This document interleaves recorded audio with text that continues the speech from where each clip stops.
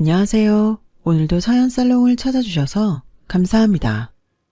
저는 인생에서 가장 활동적인 시간을 보내고 있는 30대 여자예요. 대학은 전문대를 나왔는데 생각했던 것보다 전공과 취업 연결이 용이하지 않아서 베이커리 카페의 정직원으로 일을 시작했죠. 대학 재학 때 카페 아르바이트를 해보았던 짧은 경력 하나를 의지했었네요. 그곳에서는 학력이나 집안 배경을 따지지 않았기 때문에 마음이 편했던 것 같아요. 제가 내성적인 것과는 별개로 서비스업이 적성에 맞더군요. 그 일을 하고 있을 때 남편을 만나게 되었어요. 그때 남편은 대학 졸업 후에 취업을 했는데 회사가 집에서 먼 바람에 자취를 하고 있었죠. 남편이 자취를 하고 있던 회사 근처의 원룸촌에 바로 제가 일했던 카페가 있었어요. 직원과 고객으로 안면을 트게 되었고 눈이 맞아서 사귀게 되었네요. 데이트 비용을 아끼기 위해 남편 자취방에서 시간을 보내고 그러다 보니까 금세 마음이 깊어졌던 것 같아요. 어느 날 남편이 저한테 그랬죠. 취업 준비만 오래 하고 싶지 않아서 빨리 취직하고 싶은 마음에 지금 회사로 들어온 건데 내가 이직 생각이 있거든? 이직 성공해서 안정적으로 자리 잡고 나면 그때 너랑 결혼 얘기 나눴으면 좋겠어. 제가 얼마나 놀랐었는지 몰라요. 연애랑 결혼은 하늘과 땅 차이잖아요. 저는 남편을 만나면서도 제가 이 사람과 나중에 결혼을 하게 될 것이다. 이렇게 생각해 본 적은 없었어요. 언감생심 그런 욕심 따위는 부린 적이 없었던 거예요. 그래서 저는 농담으로나마 긍정의 답을 줄 수가 없어서 이직 성공하고 나면 그때 말하자면서 대화를 끊었어요. 제 반응에 남편은 당황한 눈치였는데 오히려 제가 승부욕에 불을 지른 걸 수도 있겠어요. 그 후로 남편이 자격증까지 따가면서 대박이직에 열을 올렸거든요.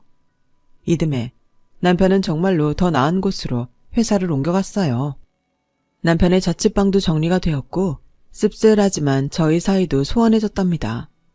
눈에서 멀어지면 마음도 멀어진다는 표현이 그래서 나왔나 보더라고요. 저는 항상 내 주제의 이 남자랑 결혼은 무슨 이라는 생각을 가지고 있었기 때문에 남편과 멀어진 것에 담담히 굴었고요. 질척거리거나 매달리지도 않았어요. 그랬더니 시간이 좀 지나자 남편 쪽에서 저한테 먼저 자주 연락을 해왔고 제가 있는 곳으로 매번 찾아오기 시작했죠. 남편이 피곤함을 안고서도 저를 보러 온 건 그 안에 구심거리가 있었기 때문이었어요. 이직한 회사에서 영 적응을 못하고 겉돌고 있다는 게 첫 번째 문제였고요. 자취생활 청산하고 집으로 돌아갔더니 아주 마주치게 되는 가족들과도 관계가 매끄럽지 않다는 게 다음 문제였죠. 남편은 위로 누나만 셋이에요. 누나들끼리는 결속력이 강한데 막내인 자기만 동떨어진 것 같다면서 남편이 씁쓸해했죠. 그런데 설마 그럼 제가 시누이만 셋이었냐고요? 네, 불행하게도 맞습니다. 편의상 제가 이 시누이들을 나이 순서대로 1호, 2호, 3호라고 칭할게요. 첫째인 1호는 남편하고 5살 차이밖에 안 났어요. 이게 무슨 의미겠어요? 아들을 갖기 위해서 시부모님께선 줄줄이 둘째, 셋째를 낳으셨던 거였죠. 시아버지께서는 4자식 중에서 유독 남편만 편애하셨대요. 바로 그러셨던 시아버지께서 췌장암 진단을 받으셨던 것이 남편의 마지막 고심거리였던 거예요. 시댁 식구들은 암을 이겨낼 수 있다며 희망을 갖자고 하였지만 시아버지께선 비관적인 태도를 취하셨고 하나뿐인 아들이 결혼하는 모습을 죽기 전에 보고 싶다는 소원을 내비치셨죠. 상황이 그렇게 된 바람에 남편은 복잡한 신경으로 매일같이 저를 만나러 왔었고 저는 그런 남편과 결혼하게 되었죠.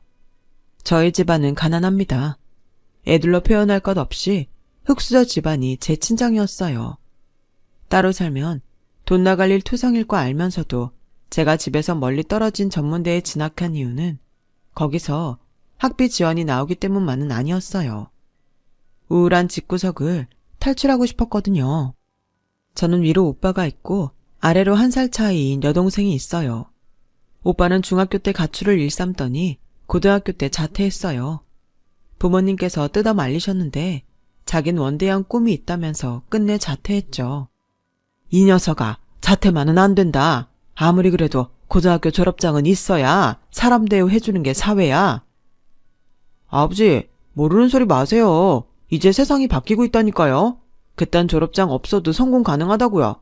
의미 없이 공부할 시간에 제 미래에 투자하는 게 낫죠.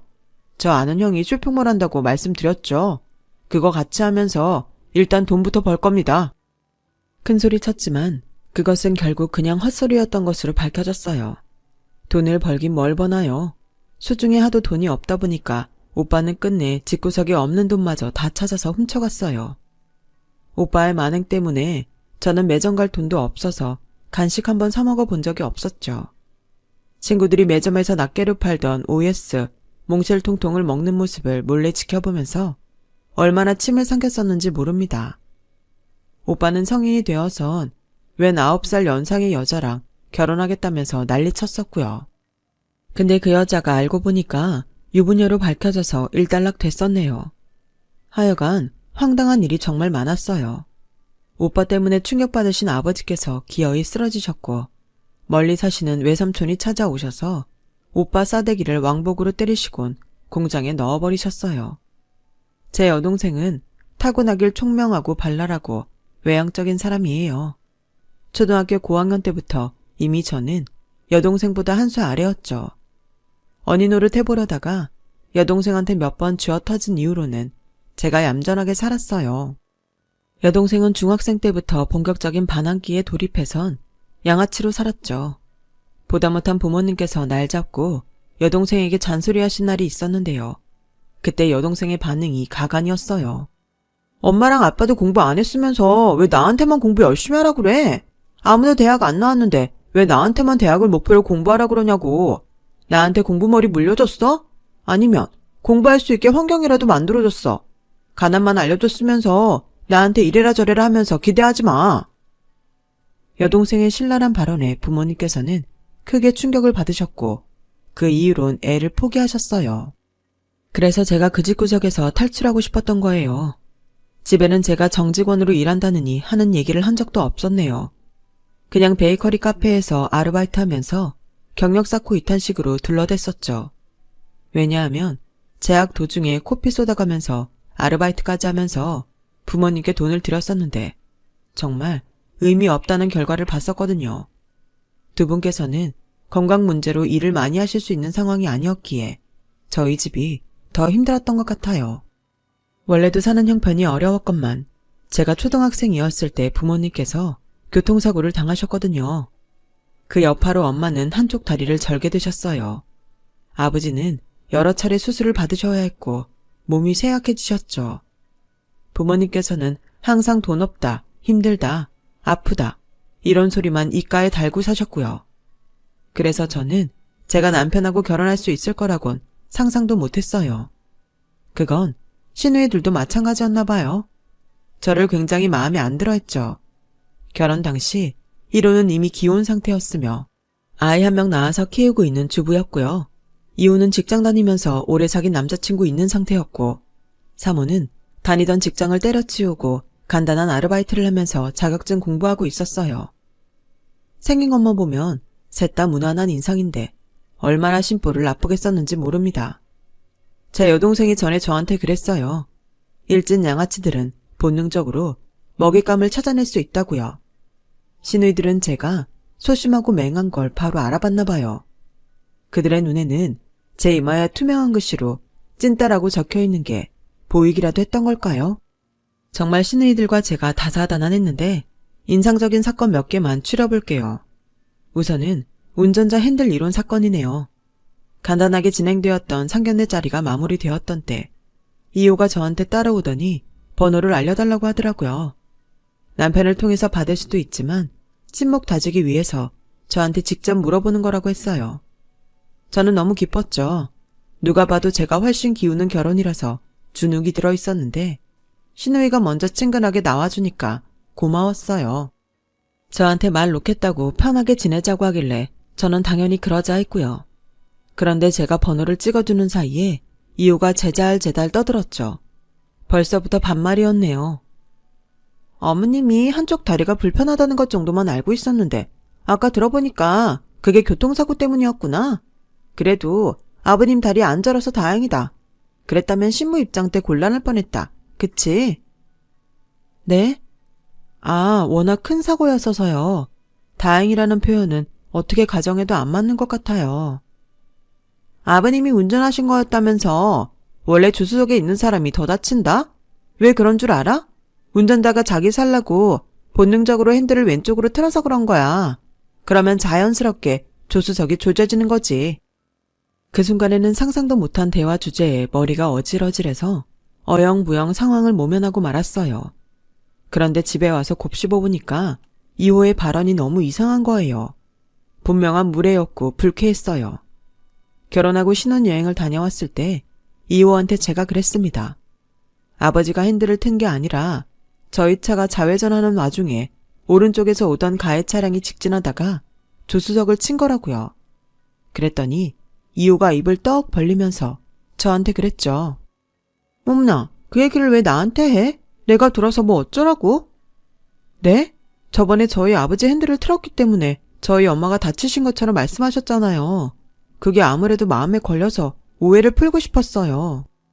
오해는 무슨, 옳게 굳이 그렇게 집어내야겠어? 사람이 좀 집요하고 이상한 구석이 있네. 아, 그래. 내가 잘못했나 봐. 응, 내가 다 미안해. 됐지? 이호가 한숨을 푹 내쉬면서 저를 흘겨봤어요. 제 얼굴이 뜨거워졌고 속이 울렁거리면서 심장이 쿵쿵 뛰었습니다. 소심한 데다가 말주변머리가 부족한 저는 어렸을 때도 그 상황에서는 할 말을 제대로 못하고선 집에 와서 잠들 때가 되어서야 상황을 곱씹으며 아쉬움과 후회로 뒤척여댔었죠. 성인이 되어서도 제가 여전했나 봐요. 이호가 당당하다 못해 오만하게 저를 째려보니까 저절로 입이 다물어졌어요. 앞으로 이호랑은 엮이지 말아야겠다고 생각했었네요. 정말 솔직한 심정으로는 무섭고 꺼려졌단 이유가 컸고요. 다행히 이호는 직장인이었기 때문에 접점이 가장 적을 수 있었죠. 제가 매장 근무 특성상 휴일이 고정되어 있는 게 아니라 월 단위로 스케줄이 나왔어요. 그런데 그걸 알고선 1호가 저한테 스케줄을 보내라고 하더군요. 제가 머뭇거리자 1호가 은근하게 저를 압박했어요. 왜? 나한테 올케가 언제 일하고 쉬는지 알려주면 안 되는 이유라도 있어? 혹시 떳떳하지 못한 거야? 떳떳하지 못하다뇨. 그럴 리가 없잖아요. 그냥 그런 걸 알려달라 하실지는 몰라서 놀란 것뿐이에요. 다음 달 스케줄 나오면 알려드릴게요. 알았어. 정확히 언제 나와? 마지막 주에는 나오겠지? 그거 우리 신간의 여자들 톡방에 전송 부탁해. 카톡방 중에서 신간의 여자들이란 이름의 방이 있었는데 시어머니, 시누이들 저까지 총 5명이 들어가 있었어요. 남편이 신씨라는 것은 당연히 유추가 되시겠죠. 제가 남편한테 신간의 여자들 톡방이 너무 불편하고 어렵다고 얘기를 해봤었어요. 그랬더니 남편이 희한한 반응을 보였었죠. 와, 여자들끼리 친목 다지는 거 너무 좋아 보이는데? 네가 당연히 말단이니까 처음은 어렵고 낯설고 힘들 수밖에 없지. 군대라고 생각해봐. 그럼 적응 못할 것도 없을 거야. 저는 군대를 안 가봤는데 그런 비유를 하면 제가 어떻게 공감을 할 수 있나요? 저의 속도 모르고 남편은 연애 때도 잘 안 꺼냈던 자기 군대 얘기를 1시간, 2시간 얼마나 길게 떠들던지요. 남편이 자기 누나들한테 어렸을 때부터 미움받고 살았다고 하길래 저랑 남편이 잘 통할 줄 알았는데 그게 아니라서 결혼 후에 좀 놀랐어요. 마치 저를 제물로 바쳐서 자기 누나들한테 환심을 사보려는 그런 인상마저 받았네요. 시누이들 셋이서 팔랑귀인 시어머니까지 꽉 잡고 있었으니 남편도 서열이 아래였던 거예요. 1호가 자꾸만 저한테 스케줄 얘기를 꺼내서 도저히 공유를 안 할 수가 없었는데요. 그걸 보면서 2호, 3호도 저한테 오늘 쉬지? 이러면서 연락을 해왔고 귀찮게 굴 때가 정말 많았답니다. 마치 제가 편하게 휴무를 보내는 걸 용납 못하겠다는 듯이 그랬어요. 속 터지는 일이 꽤 있었지만 제 휴무를 이용해서 벌어졌던 사건 중 제일은 역시 닭장 안의 거지들 사건일 것 같아요. 결혼 후 얼마 지나지 않아서 시아버지께서는 결국 돌아가셨는데요. 그 이후로 시어머니께서 우울하게 치과하고 계시는 걸 보기 힘들다면서 1호가 같이 드라이브를 가자고 그랬어요. 제 휴무날을 콕 지정해서 말이죠. 와, 스케줄이 공유되니까 핑곗거리가 없더군요. 백수나 다름없었던 사모가 동참을 했고 총 넷이서 차를 타고 떠났죠. 신상 베이커리 카페에 간 것까진 좋았어요. 제가 워낙 어렸을 때부터 빵에 관심이 많았고 카페 일을 하면서도 홈 베이킹 같은 걸 독학으로 조금씩 하고 있었거든요. 구경하는 건 즐거웠으나 역시 저는 꽂아 놓은 보릿자루였죠. 시어머니랑 1호 사모는 끊이지 않고 대화를 해대는데 저는 방청객처럼 리액션만 하느라 바빴어요. 근데 갑자기 1호가 저한테 친정이 여기서 가까운 동네 아니냐고 물어보더라고요. 아니라고 거짓말은 할 수 없어서 맞다고 그랬죠. 그때 사모가 빵 먹다 말고 웃음을 터뜨렸어요. 인절미빵이라서 콩가루 다 저한테 튀고 올케 옷 다 버렸네. 미안. 갑자기 웃긴 게 생각나서 그랬어. 올케 친정집을 저번에 내가 듣고선 궁금해서 검색해봤었거든. 거기 주공아파트였더라? 왜 주공임대라는 단어를 빼고 알려줬던 거야? 올케 그렇게 안 봤는데 너무 깜찍하네. 입에 물고 태어난 게 흙수저라서 창피했죠요. 사모가 깔깔 웃으면서 신나게 말을 하는데 저는 기분이 착 가라앉았고 비약을 하자면 전신의 피가 차가워지는 느낌이었어요. 시댁이 저희 친정에 비하면 무척 잘 사는 건 맞았으나 객관적으로 그 자체가 대단한 부자는 아니었기에 저한테 그런 식으로 모욕을 준다는 게 이해가 안 됐고 억울했어요. 아니, 만약에 정말 대단한 부잣집이었다고 하더라도 그런 무례는 저지르면 안 되는 거잖아요.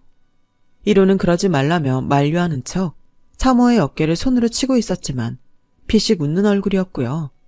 시어머니께서는 사모를 향해 목소리 크게 하면 주변에서 쳐다본다는 말씀만 하실 뿐이었죠. 아무도 제 편이 아니었죠. 그 순간 저는 마치 동물원의 원숭이 같았어요. 우리 안에 갇힌 새에 쏟아지는 시선을 감내할 수밖에 없는 무력함이 꼭 저의 처지와 동일했으니까요. 저는 어색한 미소를 지으며 더 이상 별로 먹고 싶지도 않았던 빵을 뜯어먹으며 그저 그 순간이 지나가기를 바랐었죠. 이윽고 그 나들이에 막이 내렸을 때 운전대를 잡은 1호가 조수석에 있는 사모한테 그러더군요. 가는 길에 올케네 집이 어떻게 생겼나 슬쩍 구경이나 하고 갈까? 그러자 언니. 어차피 거기 들러봤자 길을 돌아가는 것도 아니잖아. 올케도 간만에 친정집 보면 좋겠다. 자기 친정에 자주 안 가는 것 같은데? 사모가 냉큼 수락을 했어요. 룸미러를 통해서 1호랑 눈이 마주친 저는 형형한 그 눈빛을 보고선 차마 싫다는 말이 안 나와서 옆자리의 시어머니를 쳐다봤죠. 그런데 시어머니께선 관심이 없으시다는 듯 그저 시큰둥한 표정이셨어요. 이래나 저래나 상관없으시단 거였죠. 제가 애써 피곤하실 테니까 얼른 집에 가고 싶으실 것 같다고 말씀을 건넸는데 시어머니께서 슬쩍 1호의 눈치를 살피시더군요. 1호가 가잔 대로 가시겠대요. 결국 네 사람이 탄 차는 저희 친정집으로 향하게 되었죠. 아파트 단지 앞에서 사모가 외쳤어요. 와, 임대 아파트인 거 팍팍 티를 내는 것도 아니고 왜 이렇게 외관이 후졌어? 안에 있는 사람들 너무 불쌍해. 집집마다 창문이랑 베란다 사이즈를 봐. 닭장이야, 닭장. 어머, 저기 우리 딸이랑 또래인 애가 자기 엄마 손잡고 걸어가네? 세상에, 가야워라. 자기가 저런 집에서 태어나고 싶어서 태어나 사는 것도 아닐 텐데. 언니, 당연하지. 누가 닭장 안에 거지들 속에 섞여서 살고 싶겠어? 근데 올케네 집은 몇 동이야? 여기도 평수가 동마다 차이 나나? 혹시 이 중에서도 가장 좁은 닭장에서 산 거 아니겠지? 그러면 나 이제 올케 볼 때마다 눈물 나서 못 볼 수도 있어. 사모가 장난스럽게 손으로 눈가를 훔치는 신용을 했어요. 절대 울지도 않을 거면서 그렇게 행동을 하는 게 제 가슴을 후벼 팠죠. 진짜로 눈물이 날 뻔한 건 바로 저였네요. 도리 없이 눈시울이 뜨거워졌어요. 눈물을 참으려고 입술 꽉 깨물고 가만히 있었는데 1호가 룸미러로 저를 쳐다보느니 혀를 짧게 차면서 고개를 흔드는 거예요. 그래서 제가 확 터지고 말았어요. 지금 뭐 하시는 거예요? 계속 저 바보 만드시면 좋으세요. 닭장이라고요? 거지들이라고요? 그런 생각이 드셨다 하더라도 속으로만 생각하고 마셔야지. 당사자인 제 앞에서 굳이 말씀을 꺼내시는 이유가 뭐예요? 형님들 정말 너무하시네요. 저를 상대로 일제놀이 하시는 것 같아서 정말 참담합니다. 어머님도 계시는 상황에서 부끄럽지도 않으세요? 입술을 덜덜 떨면서도 할 말을 토해내고 말았어요. 차 안은 정적이 휩싸였고 시어머니께선 에구구 하는 소리를 내시더니 피곤하시단 느낌으로 눈을 감으셨네요. 이윽고 사모가 저를 향해 부드러운 목소리로 건넨 말이 가관이었어요. 옳게 가난한 배경이 그토록 상처였구나. 컴플렉스였구나. 살아온 게 이런 집이라서 많이 부끄러웠구나. 우리는 올케가 그런 거에 연연해 하는 사람인 줄 몰랐지 뭐야. 정말 미안해. 집안의 경제력도 그렇지만 식구들이 다 개판이라서 올케는 그런 쪽만 신경 쓰는 줄 알았어.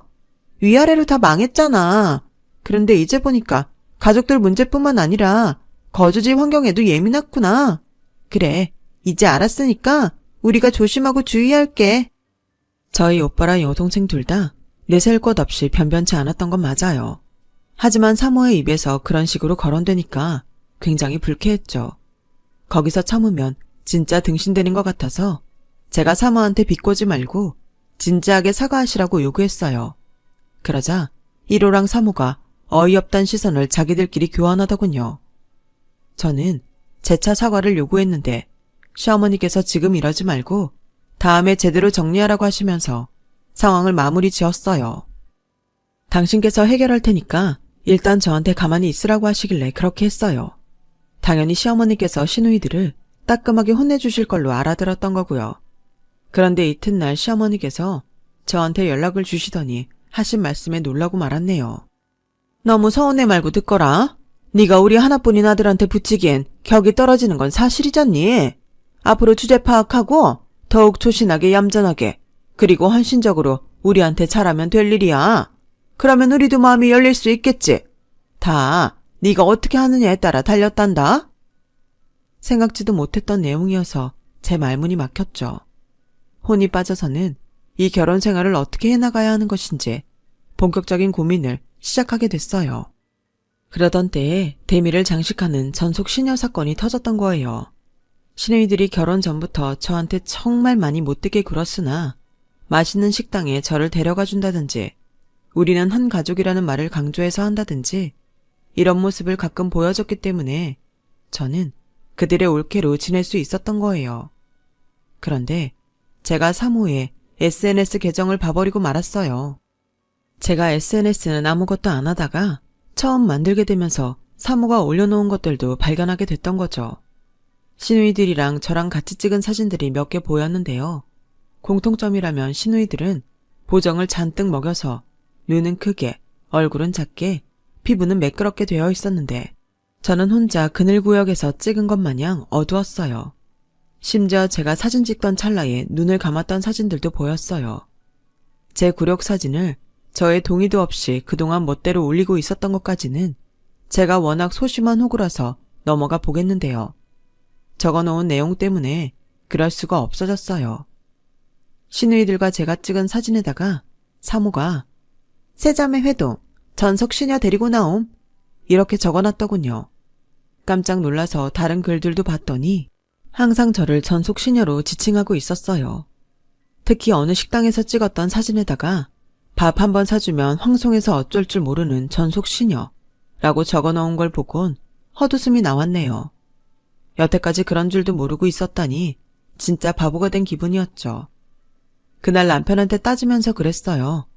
자기 아내가 수치를 겪고 있는데 누나들한테 아무 말도 안 하고 있는 게 정상이냐고요. 그런데 그때 남편이 저한테 뭐라 그랬냐 하면 피곤하다 그랬어요. 내가 오늘 회사에서 얼마나 피곤한 일이 많았는지 알아? 가뜩이나 심란한 중에 부채질하지 마. 그까지 카페 일하면서 편하게 돈 몇 푼 버는 너는 절대 이해할 수 없는 세계를 나는 매일 이겨내는 중이야. 내 중압감을 네가 감히 가늠이나 할 수 있을까? 남편의 반응에 서운함을 넘어선 묘한 감정이 들었던 것 같아요. 저를 피해서 남편은 하던 휴대폰을 내려놓고 씻으러 갔죠. 휴대폰 화면이 켜져 있길래 저도 모르게 얼른 그걸 집어들었어요. 화면이 켜지는 순간 휴대폰 잠금이 걸릴 테니 서두르고 말았던 거예요. 이상한 직감이 들고 있었죠.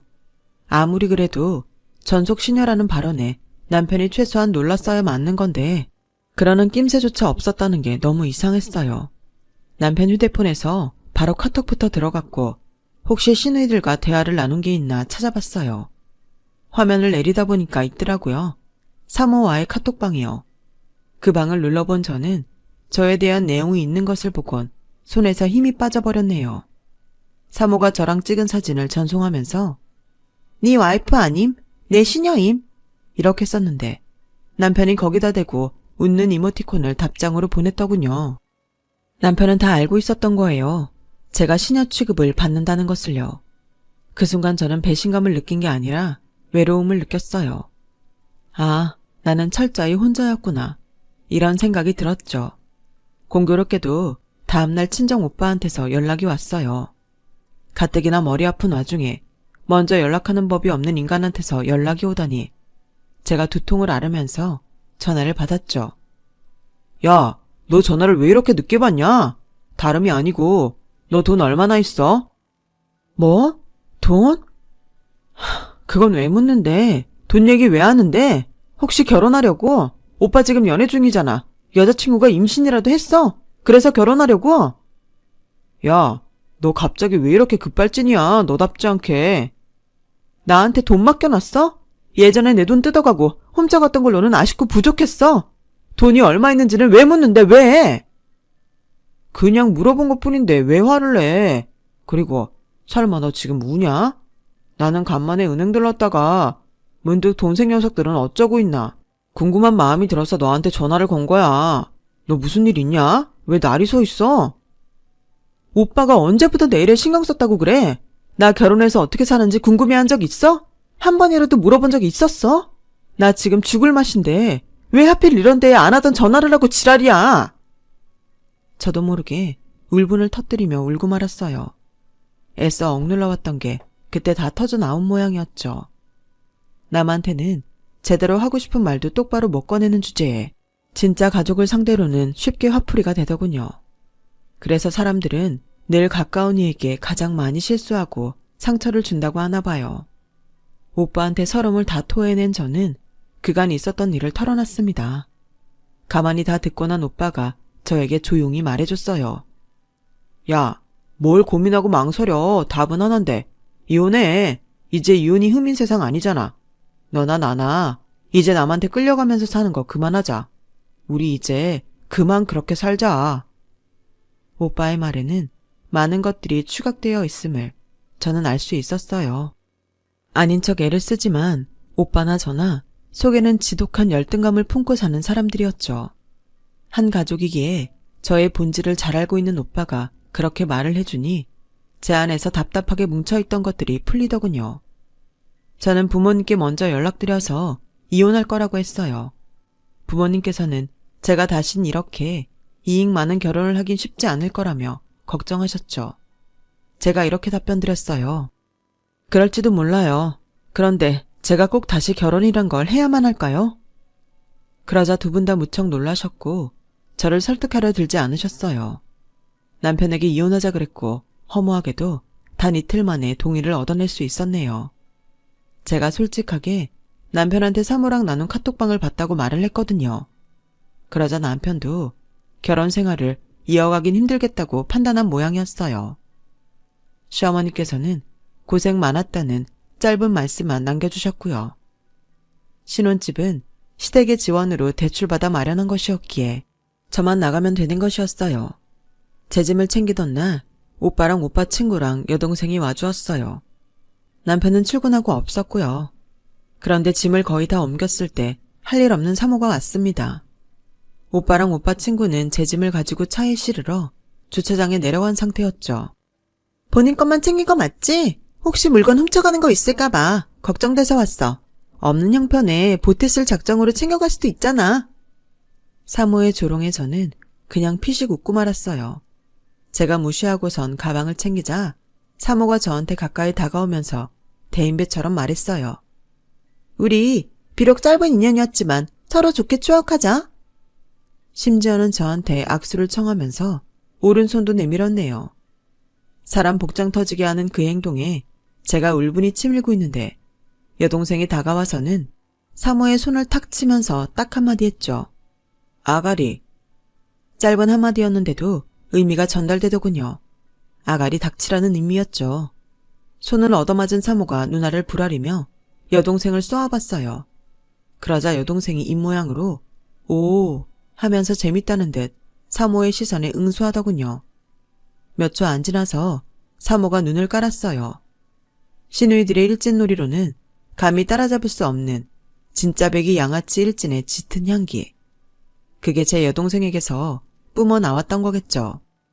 사모는 제가 소심한 찐따인 걸 알아봤던 것처럼 제 여동생이 본인보다 상위 레벨의 미친 또라이라는 걸 알아본 게 틀림없었어요. 사모는 저랑 눈도 안 마주치고 조용히 사라졌죠. 이혼하고 나니까 후련한 눈물이 났어요. 한동안은 힘들기도 했었죠. 휩쓸려 가듯이 결혼을 해서는 당하고만 산 제 스스로가 너무 못나서요. 제 나약함이 너무 싫어서요. 그런데 저에게 위로를 건넨 의외의 존재가 바로 오빠였어요. 돈을 모으다 보니까 지난 세월을 날린 게 미치게 후회되더라. 진작에 성실하게 살았다면 돈도 더 모였을 테고 다른 길을 찾아볼 수도 있었을 텐데 너 이혼하는 거 보면서 든 생각인데 이제 남의 카페에서 남의 돈 벌어다 주는 거 말고 네 사업하는 건 어떠냐? 너 빵 만드는 것도 잘하고 바리스타 자격증도 있잖아. 네가 차려볼래? 네가 한다 그러면 내 전 재산 너한테 투자할게. 오빠 미쳤어? 그러다가 다 날리면 했다가 망해서 빚쟁이 되면. 야, 있는 사람들이나 이러면 무섭고 절망하는 거지. 우리가 뭘 그런 걸 두려워하겠냐? 안 그러냐? 우린 이미 없이 사는 게 뭔지 너무나도 잘 아는 사람들인데. 갑자기 용기가 샘솟더군요. 이건 제 인생에서 들어본 적 없던 기회라는 직감이 들었어요. 오빠한테 솔직히 말했습니다. 제 가게 차려서 제가 운영해보고 싶은 욕심이 있다고요. 부모님께서는 말도 안 된다며 절대 안 된다고 반대하셨지만 여동생이 설득에 나섰네요. 잘 사는 놈들은 저기 꼭대기에 있는데 계층 사다리를 우리가 어떻게 건너가겠어? 월급 받아서? 우리 학력에 우리 경력에 고액 연봉은 말도 안 되지. 그런데 혹시 장사로 대박치면 그 사다리 우리가 건너갈 수도 있는 거야. 대기업 다니는 것보다 많이 벌 수 있다니까. 부모님께서는 대기업이라는 단어에 꽂혀서 넘어가셨어요. 오빠가 매장의 기반을 마련해줬고 준비 과정에서 오빠 친구들이 무일푼으로 일을 다 도와줬어요. 사실 저희 가족은 오빠 친구들을 옛날부터 싫어했거든요. 질 나쁜 무리라고. 그런데 의리는 참 좋더군요. 제가 돈을 챙겨주려고 해도 전부 다 거절했고 심지어는 개업 직전의 화분들까지 하나씩 보내왔어요. 그런 걸 보니까 제 오빠라는 인물도 다시 보이더라고요. 인망이 그렇게 좋은 줄은 몰랐네요. 가게 홍보하는 건 여동생이 도맡아서 해줬고요. 저는 여동생이 사지도 못할 명품 구경하고 짝퉁 기웃거리고 온갖 연예인 가십 다 깨고 있고 유명한 장소들 다 알고 있고 그런 거 알아둬서 대체 뭐 하나 싶었거든요. 닿지도 않을 이상을 그리며 허영심만 채워가는 것 같아서 여동생이 한심한 적도 있었고요. 그런데 유행의 흐름을 여동생이 훤히 깨고 있어서 가게 홍보가 엄청 잘 될 수 있었어요. 정말 대단하더라고요. 여동생이 없었다면 저는 택배로 팔 제품을 만들지도 못했을 거예요. 솔직히 제가 보기에는 이게 그렇게까지 인기 많을 구운 과자인가 싶어서 의미 있는 것도 있었는데 여동생이 그걸 사진으로 찍어 올리니까 너무 그럴싸해 보이더라고요. 초기부터 미친 듯이 잘 팔렸어요. 제가 남을 따라한 게 아니고 스스로 개발한 레시피가 몇 개 있었는데 맛은 조금 어설플지라도 집에서 직접 만든 것 같은 정감이 묻어났거든요. 이게 제대로 먹혔어요. 단골 고객들이 형성되었고 이분들은 이내 충성 고객으로 전환되었죠. 힘들었던 결혼 생활은 어느덧 제 안에서 별거 다닌 과거가 되었어요. 저는 점점 더 제 자신이 좋아졌어요. 자신감이 생겨갔고요. 가족들에게 애정도 깊어졌죠. 오빠가 결혼하게 되었을 때 저는 진심으로 축하해 주었고 물질적으로 제가 도와줄 수 있단 게 뿌듯했어요. 오빠의 상견례 날에 역대급 사건이 터질 줄은 꿈에도 몰랐지만요. 상견례 장소로 인기 있는 한정식 집이었는데요. 그 주말에 거기서 상견례를 잡은 건 저희뿐만이 아니었던 거예요. 세상에, 그곳에서 제가 전 시댁 식구들을 마주쳤습니다. 다름 아닌 2호의 상견례가 그날 있었던 것이죠. 저는 가게 일 때문에 따로 도착했는데 주차장으로 천천히 진입하자마자 식당 안에서 나오고 있는 한 무리가 눈에 들어오는 게 아니겠어요? 그 중에서 제가 아는 얼굴들은 전 시어머니 1호, 1호의 남편, 2호, 3호 이렇게 5이었어요. 깜짝 놀란 심정을 가라앉히면서 그쪽을 살펴보니까 분위기가 상견례 끝나고 나온 듯 보였어요. 저는 운전석 창문을 내린 채로 천천히 차를 그쪽으로 몰았죠. 얼핏 들려온 대화 내용이나 옷차림새로 단박에 2호의 상견례 날임을 확신할 수 있었네요. 화기애애하게 인사들을 나누고 있는 현장 앞에서 브레이크를 밟은 제가 명랑한 목소리를 냈어요. 와, 이런 우연이 다 있네요. 그간 안녕하셨어요. 모두의 시선이 저에게 쏠렸죠. 예전 같았으면 저는 심장 떨려서 말을 더 못 이었을 텐데 제가 많이 달라져 있었네요. 경악한 전 시댁 식구들을 보니까 제법 즐겁기도 했고요. 전속 시녀였던 소심이 찐따가 확연히 다른 인상이 되어서 나타났으니 그들 입장에선 얼마나 놀라웠을까요? 마치 묘가 가까이 서 있었는데 제 쪽으로 상체를 슬쩍 기울이면서 작게 말하더군요. 좋은 날에 초를 치네? 갑자기 왜 여기서 등장하는 거야? 그 짜증스러운 반응에 저는 화답해 주기로 했어요. 큰 목소리로 외쳤죠. 아, 딱 보니까 그쪽이 오늘 주인공이신가 봐요. 상견례라도 하셨어요? 결혼 누구랑 해요? 전에 만났던 은행원? 아니면 양다리 걸쳤던 직장 동료? 아, 고등학교 동창회에서 눈 맞은 상대도 있었죠? 셋 중 어느 쪽이에요? 설마 셋 다 아닌 건 아니겠죠? 그럼 진짜 대박 사건인데? 순식간에 정막이 내려앉았어요. 2호가 덜덜 떨리는 손으로 저에게 삿대질을 날리는 사이 저는 슬그머니 창문을 올리며 차를 이동했죠. 제 발언으로 작은 소란이 벌어졌는지 다들 옥신각신하고 있는 게 보였고요. 주차를 하고서 제가 모르쇠로 식당에 들어가려는데 2호가 핏발선 눈으로 저를 잡아챘어요. 네가 다 망쳐놨다면서 저한테 소리를 지르더군요. 그러자 그 옆에서 전 시어머니랑 1호가 아직 상대 측이 다 보고 있는데 경거망동하지 말라면서 필사적으로 2호를 말렸고요. 저는 유유히 내부로 진입했는데 저를 3호가 따라왔어요. 거지년이었던 주제에 무슨 수로 차는 뽑았어? 옷도 백화점에서 산 거네? 남자 잘 물었니? 내 동생보다 잘난 놈이긴 한가 봐? 너랑 이혼하고 내 동생은 우울증 호소하다가 회사도 때려치우고 집에만 있는데 너는 왜 인과응보를 당하지 않는 거야? 세상이 왜 이렇게 불공평하니? 개 어이없네? 네? 인과응보의 뜻을 모르시는 거 아니에요? 제가 그쪽 집안에 잘못을 질렀어야 인과응보에 해당되죠. 그쪽 동생 원래 정신상태가 나약해서 제가 옛날부터 고민 들어주고 상담해주고 어르고 달래가면서 회사 생활 이어갈 수 있도록 만든 거나 다름없었는데 모르셨구나. 그리고 저는 남자에 기대서 잘 살고 있는 게 아니라 제 노력으로 살고 있는 거예요. 거짓말하기는 아둔하고 멍청한 니까짓게 노력을 해봤자 외제차 타고 명품으로 빼입는 수준까지 올라갈 리가 있니? 너 여긴 뭐하러 왔어? 너한테 돈 대주는 남자 만나러 온 거지? 저는 여기에 친오빠가 결혼하게 돼서 상견례 참석하러 온 건데요. 혹시 같이 들어가실래요? 제 여동생도 와 있어요. 걔가 그쪽을 얼마나 보고 싶어 했는지 몰라요. 길에서라도 마주치면 아작내버리겠다고 각오를 무척 다졌었거든요. 제 여동생 이야기가 나오자 3호는 갑자기 입을 꾹 다물었어요. 마치 귓가에 여동생의 목소리로 아가리라는 지시를 받은 사람 마냥 온순해져선 사라졌죠. 오빠의 상견례는 무척 좋은 분위기에서 진행됐답니다. 그리고 며칠 후 가게 인스타그램 계정으로 누가 메시지를 보내왔는데 확인해보니까 1호였어요. 네가 우리 식구들 번호를 다 차단해놔서 이렇게 연락해. 너 많이 성공했구나. 네가 설마 유명한 가게의 사장일 줄은 몰랐네. 벤츠 끌고 샤넬 투피스 입는 이유가 있었구나. 우리 간만에 만나서 회포 좀 풀까? 특히 우리 엄마가 너 많이 보고 싶어 하셔. 잘 읽고 나서 1호의 계정을 차단했어요. 그리고 이틀 뒤 매장에 1호랑 3호가 찾아왔는데 전 남편도 함께였어요. 1호랑 3호는 멀찍이 거리를 두고선 전 남편이 홀로 저한테 가까이 다가왔는데 퀭한 얼굴로 저한테 묻더군요. 나한테 다시 한번 기회를 줄 수는 없을까? 너 이른 이후로 나는 하루하루가 지옥이었어. 바보같이 굴었던 과거를 후회해. 아직 재혼 안 한 거 보면 너도 나를 잊지 못한 거지? 그런 거지? 아무런 감흥이 들지 않은 제 스스로에게 그 순간 조금 놀랐던 것도 같네요. 예전과 달리 내 외적으로 여유를 갖춘 저는 옅게 웃으면서 전 남편에게 말해주었죠. 잊은 지 오래이며 재결합 따윈 고려하고 싶지 않다고요.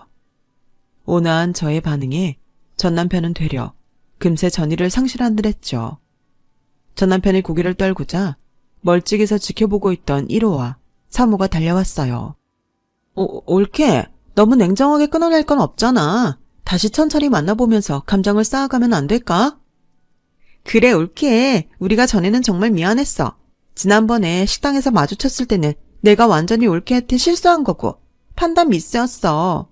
한 번만 너 그렇게 넘어가 줄 수는 없을까? 우리 다시 잘해보자. 응? 그건 안 되겠어요. 제가 속이 좁아서 너그럽게 굴 수가 없네요. 포용력이 부족한 게 아무래도 제가 흑수저 출신이라 그런 걸까요? 아, 닭장 같은 곳에서 오래 살았던 전적이 있어서 그 영향을 받았을 수도 있겠네요. 아무튼 흑수저 아물고 태어나신 분들께선 되도록 이런 저와 거리를 두고 살아가시는 게 나을 것 같아요. 제가 은은한 미소를 지으며 1호와 3호를 향해 말해주었고 금세 두 사람의 얼굴에 낭패감이 떠올랐죠. 쪽팔린 건 아는 모양이었어요. 축 처져 있는 자기 동생 챙겨서 두 사람이 황급히 제 가게를 빠져나갔죠. 그걸로 속 시원한 인과응보가 끝난 줄 알았는데 또 며칠 후에 인스타그램으로 연락 온 사람이 있어서 누구인가 봤더니 이번에는 2호더라고요. 너 돈 많이 번 것 같더라? 소문 하나로 대박집도 하루아침에 문 닫을 수 있는 거 아나 모르겠네? 내가 소문 어떻게 낼지 두려워하면서 살길 바랄게. 어처구니 없는 내용을 성의껏 정독해준 제가 답장을 보내주었어요. 저는 예전부터 카톡 내용을 다 보관하는 습관이 있어서요. 그래서 전부 다 가지고 있어요. 결혼 생활하면서 당했던 것들이요. 혜진이가 내년에 초등학교 입학하죠. 부디 자기 엄마랑 이모들이 어떤 인성을 지녔는지 혜진이가 몰라야 할 텐데 제가 그 동심을 끝까지 지켜줄 수 있기만을 바랄 뿐이에요. 그럼 좋은 오후 되세요. 참고로 혜진이는 1호의 딸이랍니다.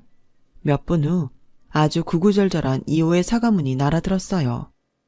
진심으로 미안하다면서 모든 걸 후회하고 있고 미치게 반성 중이라는 내용이었죠. 글만 보면 그렇게 애절할 수가 없었어요.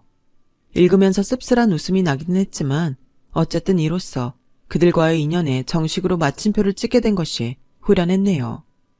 2호는 그 남자에게 결국 파혼당했고 원치 않게 접한 최근자 소식으로는 아직까지도 결혼을 못한 상태라고 하더군요. 전 남편은 집에만 처박혀 있고 밖으로 안 나가려고 해서 그 모친 속병이 났대요. 안타깝다고 해야 하는 건지 아닌지를 모르겠어요. 과거에 저는 제 자신에게 탓을 돌리며 제 스스로를 가장 미워하는 사람이었어요. 나약하고 소심하고 똑똑하지도 못한 제가 너무 싫었죠. 하지만 이제는 과거의 그런 제 모습조차 오롯이 저였음을 인정하고 있어요. 제 과거를 없던 것으로 치부하지 않고 전부 다 끌어안고선 앞으로 나아가고 있네요. 제 이야기를 들어주신 여러분께도 밝은 앞날이 펼쳐졌으면 좋겠어요. 고맙습니다. 여러분, 사연 댓글에 응원과 현명한 조언 부탁드려요. 좋아요와 구독은 저에게 큰 힘이 됩니다. 오늘도 좋은 일 가득하세요.